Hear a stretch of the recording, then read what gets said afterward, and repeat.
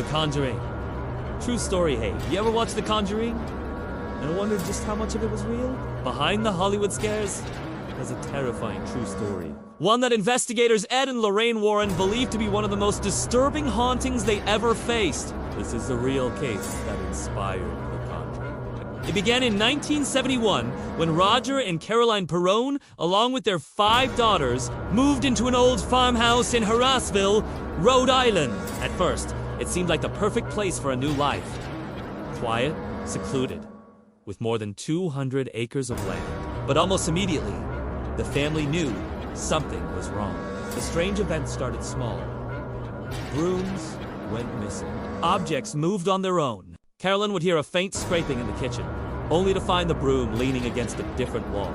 The children spoke of doors opening by themselves and of feeling watched, even when no one else was in the room. Then came the smells. At random times, the farmhouse would fill with the stench of rotting flesh. Other times, the family reported sudden drops in temperature, even in the middle of summer. The Perrons tried to dismiss it, until the experiences grew darker. The daughters began to see shadowy figures.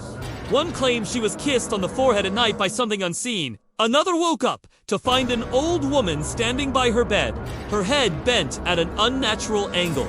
Caroline herself seemed to be the main target. She would wake to find mysterious bruises on her body. One night, while lying in bed, she felt a sharp pain in her leg, as if a needle had pierced her skin.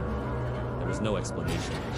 The most disturbing part: the Perrons weren't imagining things. Neighbors, friends, even visitors to the house would report strange sensations, cold drafts, and sightings they couldn't explain. Eventually, the Perrons learned about the house's grim history. The land had been in the same family for generations, but it was cursed with tragedy. According to records, many who had lived there had died under violent circumstances.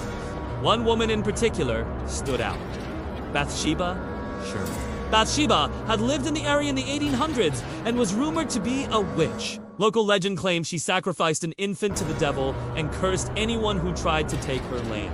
Though never convicted in court, she was despised by her neighbors. The Perrons believed Bathsheba's spirit was tormenting them, especially Caroline. By 1973, the situation became unbearable. That's when the family contacted Ed and Lorraine Warren, to paranormal investigators who had already made a name for themselves. When the Warrens arrived, they immediately sensed an oppressive, evil energy. Lorraine claimed she saw a dark entity with a broken neck lurking near Caroline. She believed Bathsheba had latched onto the mother, draining her, tormenting her, and trying to possess her. The Warrens attempted a cleansing ritual inside the farmhouse, but according to the parent children, things only escalated. During one terrifying night, Caroline's body stiffened, as if she were in a trance. She began speaking in a voice that was not her own. The family watched in horror as her chair lifted from the ground and was thrown across the room. Roger Perrone, terrified for his wife's safety, demanded the Warrens stop. After that, the Warrens left, but the haunting never truly ended. The Perron family lived in the house for nearly a decade. They endured the terror until 1980, when they finally had enough and moved away. Even after leaving, the daughters claimed the memories of Harrisville never left them. One of them, Andrea Perrone, later wrote a book describing everything the family went through. Those books, House of Darkness, House of Light, became the foundation for The Conjuring. So, how much of it was real? Skeptics argued that the stories were exaggerated, fueled by folklore and imagination.